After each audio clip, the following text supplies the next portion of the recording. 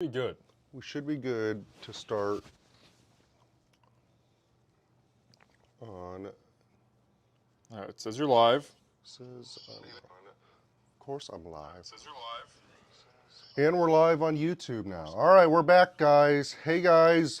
Matt here. We are back for another steak battle video. We had a hiccup when we just tried this. The camera turned off.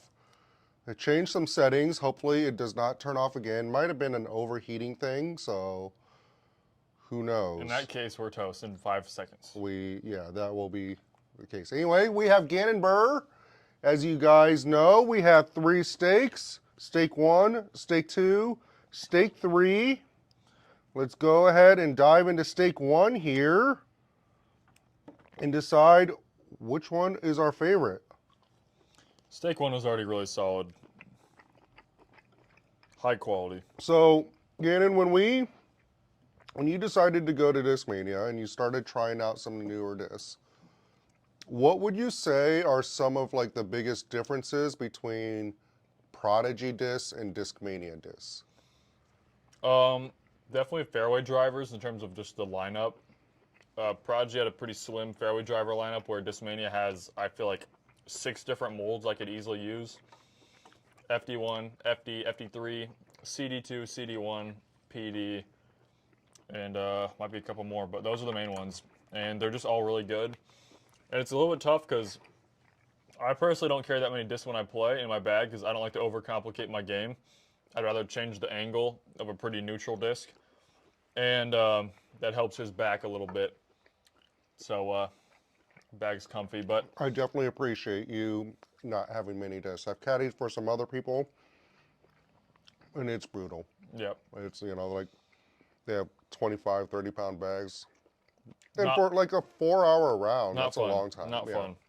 But yeah. So I think I'll have a lot of new shots off the tee. I'll be more comfortable in that that range. I feel like you need to execute, which is that 400-foot range where you have to be accurate every single time.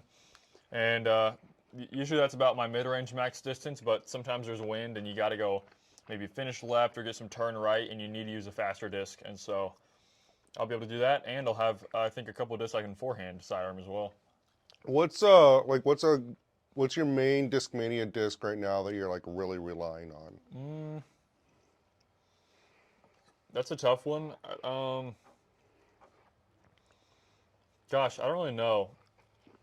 I mean, the PD is definitely something that's new to me, and it's a 10-speed, so it kind of has that driver distance in a way and consistency, but you still get that reliable, slower flight.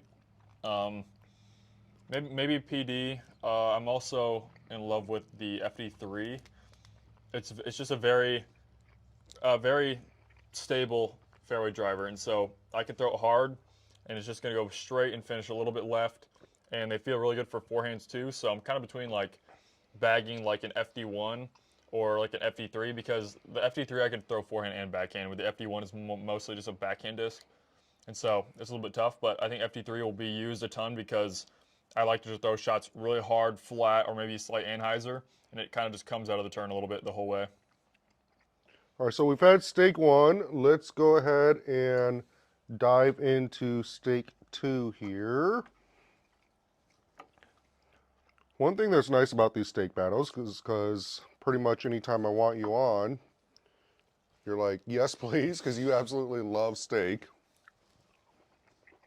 Have you grilled a steak yet? Have you ever cooked a steak yourself? Nope. I think I could do it. Do you want to learn sometime? Yes. We should do it on tour this year. Speaking of tour, have you set your lineup yet or your schedule? Whatever Gavin Babcock is playing is what I'm playing. I will make my tour schedule soon, I think. So there's a lot of in between off weeks. What are you planning on doing during those off weeks? So me and the boys, Gavin, Alden, and Isaac, are staying in Airbnbs this year, and so we'll be running clinics on the off weeks sometimes, and on the on weeks. And then on some of the off weeks, there's A tiers, like the Las Vegas Challenge and the Memorial, which we're going to be playing. And so we're looking forward to those because they're just kind of a little more relaxed, laid back. You still get that competition, but it feels like a little bit of a break from the real stiff, heavy competition. Do you find that when you win a smaller event, like a Silver Series, even though they don't have those anymore, does it feel any less meaningful? Just slightly.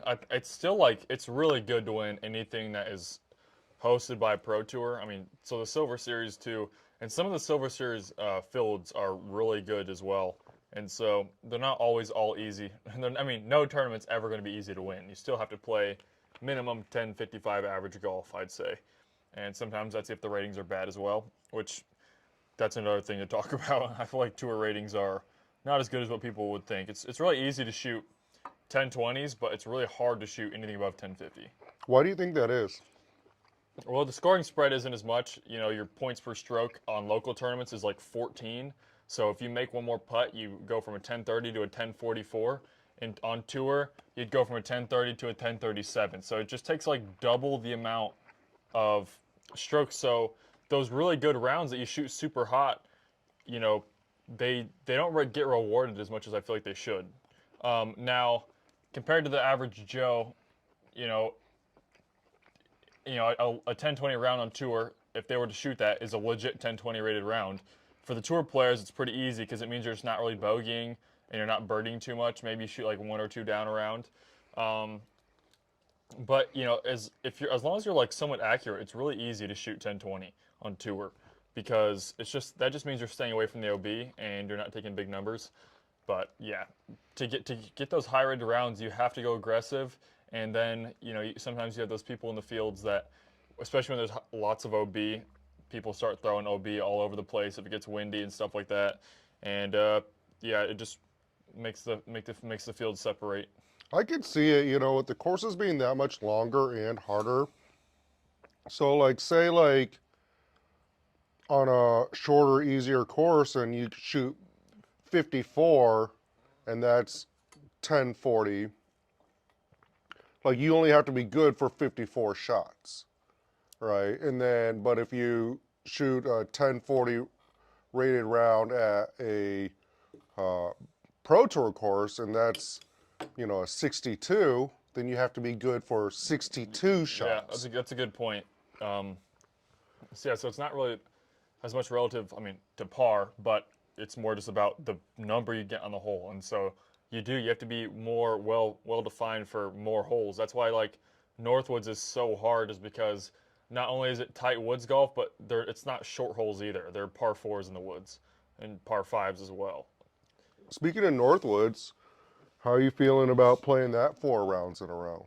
Well, I seem to go terrible, good, terrible, good. And last year was terrible for me, so I should do pretty good statistically at Northwoods. It's a course that doesn't feel hard at all if you are on, which is how every course is, but specifically Northwoods, because on other courses you can be off and still play a good round. Northwoods you can't. It's just automatic, huge numbers, and it seems to be, you know, none of the shots there are too extremely high level or super difficult. It's just like you said, you have to do it over and over and over again. And when you maybe start your round off bad, where you just haven't thrown good shots the entire round so far, it is very, very difficult to get on a good pace and good rhythm to where, you know, you kind of get in your head like, oh, I early released the last shot. And then you kind of think, what goes through my head is I'm like, okay, don't do that. And then I'm like, well, if I don't do that, I'll shank it right. And so I just early release it again. And then it's just a never ending cycle of like, terrible. So you start your round off hot, a couple birdies, you'll be fine. All right, so we've had stake 1 and stake 2. Let's go ahead and dive into stake 3 here. One of these is a new seasoning we've never used before, so I'm pretty excited about that. All right, this off season, obviously we had the change. What about off season training? What have you been doing this off season to get your body ready for next year? Yeah, I've been doing some workouts recently. Nothing too crazy. A lot of body weight stuff to work on my stability. And make sure I'm flexible as well, because that's important through a range of motion while I'm doing my workouts. I've just started doing 100 push-ups a day. 100? Wow. Beast mode. This is a guy that literally, like, last year couldn't do one push-up. So doing 100 a day is pretty insane. Yep, so that feels good. I feel like working out's got easier the stronger I get. And obviously it's a slow progression with working out, but I can already tell a difference that, I mean, yeah, like you said, I couldn't do a push-up. I just, like, no matter how hard I pushed, I wouldn't get off the ground. And now I can do it pretty easily, so. It just makes it easier to, like, want to actually work out more because the motion's easier, so. I think only up from here. Do you think this is going to help a lot with, you know, your disc golf game? I think it'll help me stay consistent every weekend, and it'll make practice rounds more fun because I won't be as tired. One thing I've been doing is walking backwards on a treadmill on max incline, and so it gets your quads really good. And I remember playing a course where we did a lot of walking, played a lot of disc golf, and by the time I got to hole 18, my legs were still fresh, and so I still felt good. If your legs are feeling good, that's a big thing because it all starts from the ground up. So if your legs are moving slow, it could throw off your whole timing, but I felt really good, and I know first course of the year is pretty hilly, so hopefully I'm in a good shape for that. What are your goals for this year? I want to win one major at least. That's the goal. It's always a goal just to win a major. I could go the whole season, not win, but if I get one major win, I'd be satisfied. Obviously, that's the kind of end goal, but the overall goal is to be in contention every single weekend, because if that happens, I'm going to win one of those tournaments. So that's just the goal, is to be consistent. I want to start the season off hot. Yeah, I can't really say I've really done that. Obviously, I did good in Vegas a couple years ago, but then I followed it up with 2 really bad tournaments, and then last year I just started off the first 2 tournaments of the year terrible. So You won your second tournament. third. That was your third tournament? No, you played Vegas, your first tournament, Okay, yeah. and then you won Memorial. And then I won Austin. Yeah. I could have sworn I did terrible somewhere else. You did terrible. Waco. Waco. No, yeah. Yeah, you were like bad, Austin, good, bad, good. Austin was after Waco, so it was my third pro tour of the year. Yeah, I did good, but if I can, if I can have like an average like place of like 7th through the first 3 tournaments, I'd be pretty satisfied. Hopefully you do better than that. What? How about just a wild prediction for the year? For just anybody or anything, or just in disc golf in general. Gosh. I